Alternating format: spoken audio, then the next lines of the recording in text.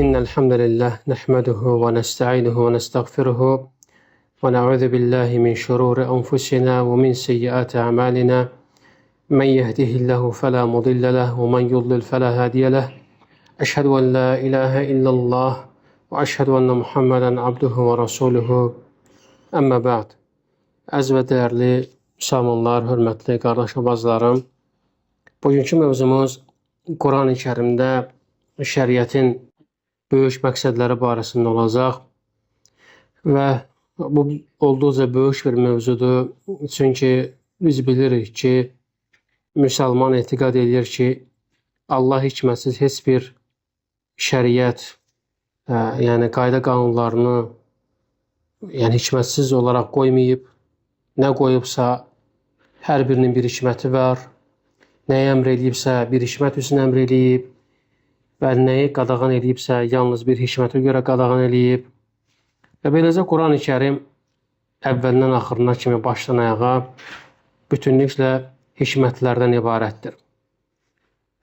Quran-ı Kərimdə əmr gördüyümüz zaman bilməliyik ki, burada müəyyən hikmətlər var. Birincisi, Uca Allahın əmr edilən bu əməli sevməsidir. Bu hikmət Rəbbimizin özünə qayıdan bir hikmətdir. İkincisi, ey əməllə mükəlləf olunmuş bəndə, bil ki, Allahın bunu şəriət baxımından istəməsi və sənin bu əmri həyata keçirməyini əmr eləməsidir. Üçüncüsü isə, bu əmr edilən əməli yerinə yetirməkdə sənin üçün bir mənfəət var, fayda var, məsləhət var. Mənfəət həm axirətə, həmçinin də dünyaya aiddir.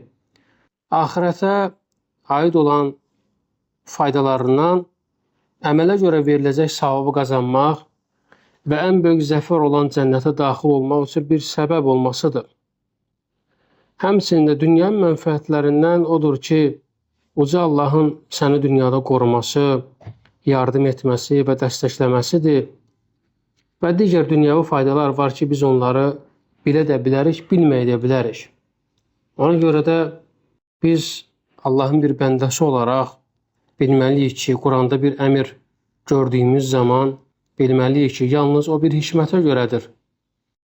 Və həmçinin də eyni ilə Uca Allahın bizi bir şeydən, Quranda bizi bir şeydən çəkindirdiyi zaman qadağan etdiyini gördükdə bilməliyik ki, bu da həmçinin bir hikmətə görədir. Və dördüncüsü isə Allaha qayıdan bir hikmətdir. O da Uca Allahın bu qadağan olunmuş şeyi sevməməsidir. Beşincisi isə Allahın şəriət baxımından bu qadağan olunmuş şeyin baş verməsini istəməməsidir. Altıncısı, bu qadağan olunmuş şey etməkdə sənin üzərinə düşəcək bir fəsadın, zərərin olmasıdır. Onu tərk etməkdə isə Allahın qadağasına cavab verərək həmin fəsadın, zərərin səndən dəf olunması və uzaqlaşdırılması var. Və bu dəf olunan fəsadlardan axirətə aid olanı var və həmçinin də dünyaya aid olanı var. Axirətə aid olanı odur ki, Allah qorusun, cəhənnəmə girməyə səbəb olan günahın, fəsadının səndən dəf edilməsidir.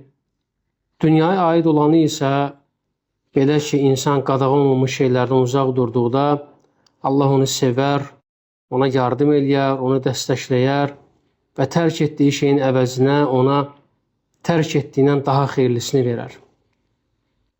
Və bunlardan biri də bildiyimiz və ya bilmədiyimiz dünyəvi fəsadlardır ki, qadağan olunmuş şeydən uzaq durmağınla Allah onları səndən dəf edər və səni onlardan qoruyar. Ona görə də biz bir bəndə olaraq bilməliyik ki, deməli, Uca Allah şəriəti əbəs yerə yaratmayıb, Quranı da əbəs yerə indirməyib və o bunu yalnız Quran-ı Kərimi böyük bir hikmətə görə indirib və orada əzəmətli hikmətlər var. Və buna görə də deyirik ki, həqiqətən Quran-ı Kərimdə şəriətin məqsədləri çoxdur və inşallah biz bu məqsədlərdən böyük, əsas olanlarını seçəcəyik, hansı ki, onlara ehtiyac böyük, faydaları əzəmətli və hər tərəflidir. Yaxşı, bəs biz şəriətin məqsədləri dedik. Yəni alimlər şəriətin məqsədləri dedikdə, məqasid-i şəriə dedikdə onlar nəyi nəzərdə tuturlar? Nəyi qəsd edirlər? Bu barədə şeyximiz Şeyx Süleyman Ər-Ruheyli, Allah onu qorusun, deyir ki, məqasid-i şəriə, şəriətin məqsədləri mənasını deyilmiş ən dəqiq tərif hiyəl-hikəmulləti əradəhəllah Azza və Cəl min şər'ihi li təhqiq ubudiyyətihi və islah li ibadi fil məaşi vəl məad. Yəni deməli, məqasid-i şəriə, şəriətin məqsədləri odur ki, bəndələrin tək Allaha ibadətini, qulluğunu gerçəkləşdirmək, habelə qulların bu dünyadakı yaşayışdakı və axirətdəki hallarını düzəltmək üçün uca Allahın qoyduğu qayda qanunlarla, şəriətlə istədiyi hikmətlərdir. İndi isə tərifin yəni hər kəlməsinə keçid alaq, bəzi kəlmələrinə keçid alaq. Tərifdə qeyd olundu ki, əl-hikəm, hiyəl-hikəmulləti əradəhəllah. Hikmətlər, Allahın istədiyi hikmətlər, yəni hikmətlər sözü, yəni şəriətdə hikmətlər, yəni şəriətdə nəzərdə tutulan ali hədəflər, uca qayələr, uca məqsədlərdir. Yəni bunlar ümumilikdə cəlb-ül masalih və dər'il məfasid, məsləhətlərin, faydaların cəlb edilməsinə və fəsadların, zərərlərin dəf olunmasına dayanır. Və tərifdə keçən iradə isə əradəhəllah, burada istək isə yəni şəri istəyi nəzərdə tutulur uca Allahın. Yəni biz bilirik ki, yəni Allahın iradəsi iki növdür. Kavni qədəri iradə və bir də şəri əmri iradə. Kavni qədəri iradə yəni heç bir şey, yəni bundan heç bir şey kənarda qala bilməz. Bu iradə Allahın sevdiyi şeylərə də, sevmədiyi şeylərə də aid olur. Amma ikinci şəri əmri iradə isə bu iradə baş verə də bilər, baş verməyə də bilər. Yəni misal olaraq Allah şəri əmri iradə ilə insanın namaz qılmağını istəyir və insana namaz qılmağı əmr eləyir. Və insan əgər namaz qılırsa və bu zaman həmin iradə gerçəkləşmiş olur. Şəri iradə, şəri əmri iradə artıq reallaşmış olur və beləcə biz bilirik ki, Allah bunu səndən həm yəni şəriət baxımından, həm də qədər baxımından istəyib. Yox, əgər Allah qorusun, insan namaz qılmasa, bu zaman şəri əmri iradə yəni gerçəkləşmiş olmur. Çünki o insan namaz qılmadı və biz bildik ki, Allah bunu ondan kavnən və qədər baxımından istəməmişdir.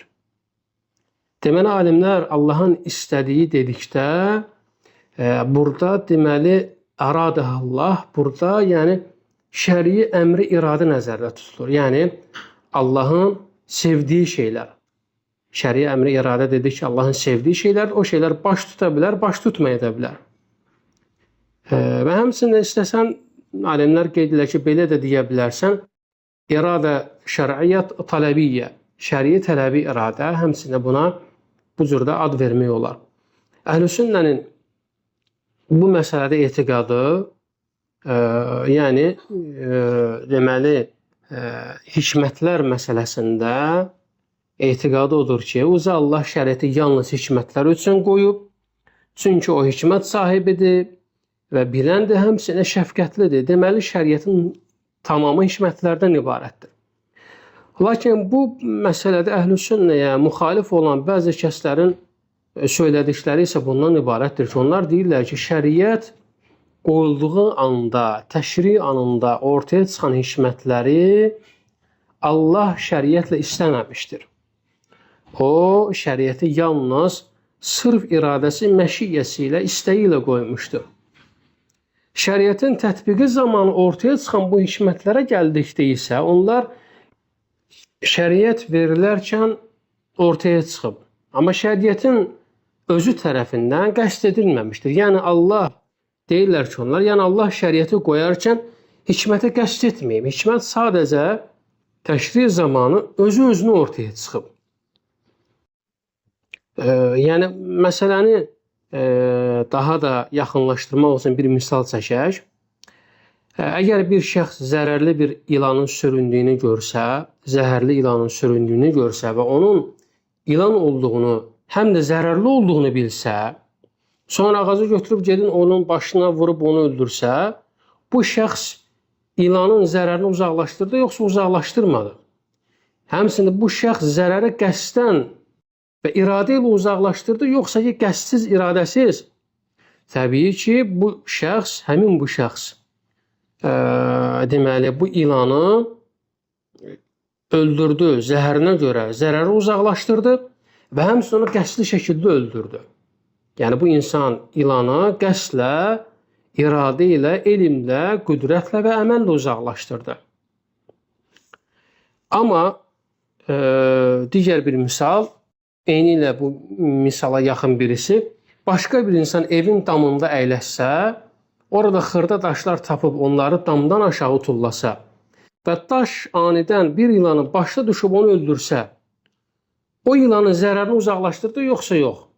Əlbəttə ki, uzaqlaşdırdı, lakin o bunu qəsd etməmişdi və istəməmişdi. Və bu nəticə sadəcə onun əməli zamanı baş verdi, lakin onun iradəsi ilə baş verməmişdir. Ona görə də Uca Allah bir şəriəti yaradıb və həmçində onunla bərabər hikmətləri qoyub. Ona görə də Əhlüsünnə bu məsələdə hikmətlər mövzusuna deyirlər ki, şəriətdə gördüyümüz və heç kəsin inkar etmədiyi bu hikmətləri Allah şəriətə qoyarkən təşri anında istəyib, bunları qoyub və şəriəti qoyduqda bu hikmətləri istəyib, iradə edib, bu onun bəndələrinə olan bir rəhməti, ehsanı, lütfü və həmçində olan bir kərəmidir, bir yaxşılığıdır. Amma müxaliflər isə deyirlər ki, xeyr,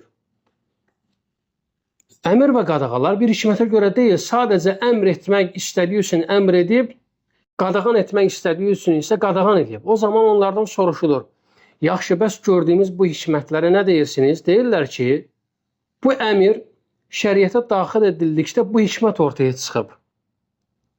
Hikmət sonradan, elə belə ortaya çıxıb. Allah bunu istəməyib, iradə eləməyib. Lakin bu şəriət qoyulduğu anda, təşri anında əvvəlcədən iradə olunmamışdı, məqsəd qoyulmamışdı. Lakin Əhlüsünnənin görüşü isə dəlillərin göstərdiyi və Allahın istədiyi aşkar hikmətə dəlalət edən görüşdür. Quran da buna sübut olaraq deyir ki, yuridullahu bikumul yusra və la yuridu bikumul usur. Allah sizin üçün asanlığı istəyər, çətinlik istəməz. Yəni öz şəriətində. Və sonra isə tərifdə keçdik ki, deməli, tərifdə qeyd olundu ki, litəhqiq ubudiyyətihi, ubudiyyəni, Allaha olan qulluğu, bəndəliyi, ibadəti gerçəkləşdirmək üçün. Şəriətin ən əzəmətlisi və şəriətin əksəriyyəti, əziz müsəlmanlar, əmirlərdən və qadağalardan ibarətdir. Yəni Allahın əmirlərdən və qadağalardan iradə etdiyi şeylərdir. Və ona görə də bu nöqtəyə diqqət etməliyik ki, Allah Subhanahu wa Taala məqsədlər var Quran-ı Kərimdə və həmçində məqsədlər, hikmətlər ona görə qoyulub ki, insan ubudiyyəni, Allaha olan qulluğu gerçəkləşdirsin. Ona görə də bu ifadə, qeyd etdiyimiz bu ifadə ubudiyyəni gerçəkləşdirmək, Allaha olan qulluğu gerçəkləşdirmək şəriətin ən böyük hikmətinə bir işarə və bəyandır. Şəriətin ən böyük hikməti nədir? Rəbbimizə, tək olan ilahımıza, haqq olan ilahımıza olan bəndəliyimizi, qulluğumuzu, ibadətimizi gerçəkləşdirmək, reallaşdırmaq. Çünki biz əslində məhz buna görə yaradılmışıq. وَمَا خَلَقْتُ الْجِنَّ وَالْاِنْسَ إِلَّا لِيَعْبُدُونَ Mən cinləri və insanları yalnız mənə ibadət etsinlər deyə yaratdım. Deməli, yaradılışımızın hikməti Allaha ibadət etməyimiz və Allaha onun şəriəti ilə ibadət etməyimiz Beləliklə, şəriətin hikməti Allaha qulluğumuzu reallaşdırmaqdır. Ona görə də əziz qardaş və bacılarım, bu hikmət mömin kəs üçün əmrə itaət etməyə tam kifayətdir. Mömin şəxs şəriətin qoyulmasının ən böyük hikmətinin Allaha qulluğunu gerçəkləşdirmək olduğunu bildikdə, onun qəlbi Allahın şəriətinə qarşı yumuşalar və Allahın şəriətinə boyun əyərək itaət eləyər. Əgər bir insan yanımıza gəlib desə ki, mən isbalın, yəni paltarı topuqdan aşağı uzatmağın, geyinməyin haram edilməsindəki hikməti bilmək istəyirəm, hikməti bilməyincə əməl etməyəcəyəm, yəni paltarımı topuqdan yuxarı geyinməyəcəyəm. Biz ona deyirik ki, hikmət Allaha olan ubudiyyətini, qulluğunu, bəndəliyini gerçəkləşdirməyin və Allahın əmrinə tabi olduğunu göstərməyindir. Bu əmrə itaət etmək üçün tamamilə kifayətdir. Bununla belə bu yeganə hikmət deyil, lakin üstün olan ən böyük hikmətdir ki, Allah əmr eləyib. Şəriət belə buyurub, şəriət belə əmr eləyib. Və həmçinin də bunun içərisində deməli, sənin üçün bir islah var. Paltarın topuqdan yuxarı geyinməsində sənin üçün bir xeyirlər var, faydalar var. Deməli, bəndələr üçün islah yalnız Allahın şəriətin ola bilər və yer üzü də yalnız uca Allahın şəriətin islah ola bilər. Və həmçinin tərifdə keçən islah kəlməsi isə, necə ki, tərifdə buyuruldu ki, qeyd olundu ki, onların məişətlərinin, bu dünyalarının və axirətlərinin islah olunması, yəni burada islah deyildiyi zaman nəzərdə tutduğumuz mütləq, kamil, ümumi və əhatəli olan islahdır. Bəzi insanlar ilahi şəriət olmadan da öz dünyalarında uğur qazana və həmçinin irəliyə və inkişaf edə bilərlər. Lakin onlar daxilən məğlub, qəlbləri isə boşdur. Ümumi və əhatəli islah isə yalnız şəriətdədir. Yəni bəndələrin həm dünyadakı, həm də axirətdəki hallarının islah olunmasındadır. Ona görə də qardaş və bacıları, müsəlmanlar, bu çox mühüm bir məsələdir. Məqsədlər və hikmətlər bəzi cahillərin zənn etdiyi kimi yalnız axirətə xas deyil. Onlar tərki dünyalıqla adlandırdıqları, lakin əslində zühd olmayan bir əməllə ortaya çıxıblar və deyirlər ki, məqsəd axirəti yalnız axirəti abad etməkdir, səhmana salmaqdır. Dünyaya gəldikdə isə onun heç bir dəyəri yoxdur. Bu fikir dünyanın özlüyündə bir dəyəri olmaması baxımından doğrudur. Lakin dünya bilmək lazım ki, axirətə aparan bir yol və axirətin tarlasıdır. Deməli, şəriət dünyanı islah etmək üçün gəlib. Şəriət bizim üçün təmiz geyinməyi, təmizlənməyi, ona riayət etməyi və dünyavi işlərin axirət əməlimizə üstün gəlməməsi şərti ilə dünyada çalışmağı bizlərə buyurub. Və bəzi insanlar da var ki, bugün eşitdiyimiz şeylərin çoxsu belədir. Onlar dünyadakı hikmətlərlə, yəni daha doğrusu dünyadakı hikmətlərə və məsləhətlərə baxırlar və bütün baxışları dünyadakı hikmətə, siyasi hikmətə, hizbinin, partiyasının baxış bucağına yönəlir. Görürsən ki, onlar məsləhəti, faydanı təmin etmək bəhanəsi ilə şəriətin bəzi hökmlərini tərk ediblər.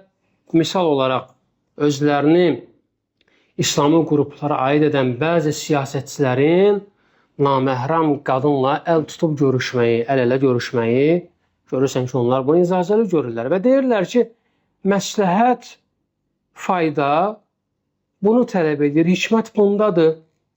Yəni, bu şəxs bilsin ki, sırf dünyəvi məsləhətə baxıb, lakin uxravi, axirətə aid olan məsləhətə baxmayıb.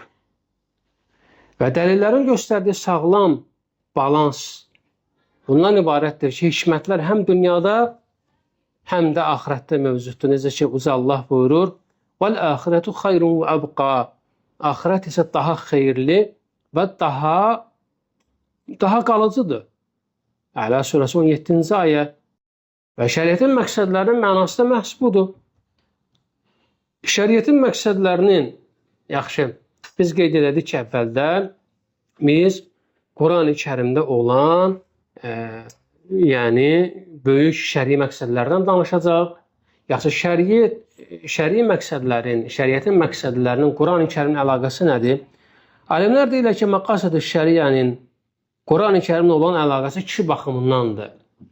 Birincisi bilmə və tanıma əlaqəsi, ikincisi isə təfsir əlaqəsidir. Birinci tərəfə gəldikdə bilmək, tanımaq əlaqəsi, yəni Allahın hikmətlərini tanıdığımız və öyrəndiyimiz ən əzəmətli yol Qurani-Kərimdir. Çünki o Allahın kəlamıdır. Allah öz muradını, nə istədiyini Quran vasitəsilə bizə xəbər verir. Beləliklə, əgər hikməti bilmək istəsək, baxacağımız ilk yer Qurani-Kərimdir. Hikməti onun içində axtaracaq. İkinci məsələyə gəldikdə isə bu təfsir əlaqəsidir. Şəriətin məqsədlərini, məqasidləri bilmək ayələri anlamağa kömək eləyir. Əgər bir ayədəki hikməti bilsək, ayəni səhih, dəqiq və kamil bir şəkildə başa düşərik. Deməli, hikməti bildikdə, bu bilik səhih olduqda, Quranı anlamağın və onun üzərində tədəbbür etmək, yəni daha böyük olacaq. Beləliklə, məqasid elmi uca Allahın kəlamını təfsir etməyə insana kömək eləyir. Qurani-Kərimdə şəriətin məqsədləri çoxdur, lakin biz bu məqsədləri daha da aydınlaşdırma və maraq oyatmaq üçün onların bəzilərinin üzərinə dayanacaq. Çünki hamımızın məqsədlərə ehtiyacı var, hətta bütün ümmətin bu zaman kəsində həmin bu məqsədlərə, şəriətin məqsədlərinə böyük ehtiyacı var. Ümmət hər bir zamanda Allahın kəlamına möhtacdır, həqiqi kəlamına. Lakin indi biz elə bir zamandayıq ki, burada şəhvətlər üzərimizə tuğyan eləyib, onların qapıları böyüyüb və səbəbləri çoxalıb. Mömin kəs uca Allahın kəlamına düzgün şəkildə qayıtmağa böyük ehtiyacı var. Şəhvətlərin bu yəni coşqun tufanı qabağında duruş gətirə bilməsi üçün və güclənməsi üçün. Həmçinin biz elə bir vaxtda yaşayırıq ki, ümumi və bürücü fitnələr zamanındayıq. Orada şübhələr çoxalıb, batil sahibləri, batil əhli, bidət əhli insanlara şübhələr atmaqda mahirləşiblər. Müxtəlif incə üsullar kəşf ediblər. Hətta şübhələri insanlara çatdırmaq üçün mütəxəssislərdən, media mütəxəssislərindən istifadə etməyə başlayıblar. Xüsusən də yeni media, sosial şəbəkələrdə yəni görürsən ki, onlar batil fikirlərini yayırlar. Buna görə də biz Rəbbimizin kitabına doğru, səhih və sağlam anlayışla qayıtmağa çox böyük və təcili bizim ehtiyacımız var. Rəbbimiz bizi bu şübhələrdən qorusun. Uca Allah bizləri onun dini üzərində sabit eləsin. Uca Allah bizləri eşitib yaxşısını tabi onlardan etsin. Subhanəkəllah və həmdikə əşhədu ən la ilahə illə ənt əstəğfiruka və etûbü ileyk.